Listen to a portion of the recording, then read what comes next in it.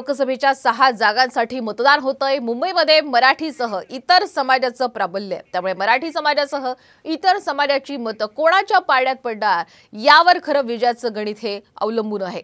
कोणत्या मतदारसंघामध्ये कोणत्या समाजाची किती नेमकी टक्केवारी आपण पाहूयात ग्राफिक्सच्या माध्यमातून।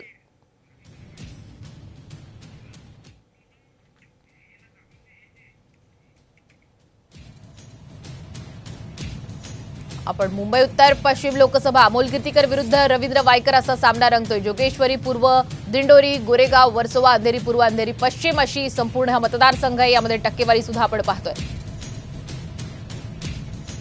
यामध्ये आपण मुस्लिम समाज 21% आणि लोकसंख्या 3,18,000 तर 60% ही उत्तर भारतीय आहेत आणि 3 लाखांहून अधिक खरं तर त्यांची संख्या आहे।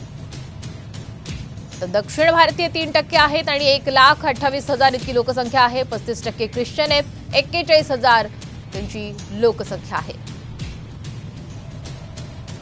तर दुसरीकडे अरविंद सावंत विरुद्ध यामिनी जाधव असा मुंबई दक्षिण लोकसभा मतदारसंघाचा हा सामना आहे। वरळी, शिवडी, भायखळा, मलबार हिल, मुंबादेवी, कुलाबा असा संपूर्ण मतदारसंघ आहे। 40% मराठी समाज याच्यामध्ये आहे, तर मुस्लिम 22% आणि 11% उत्तर भारतीय।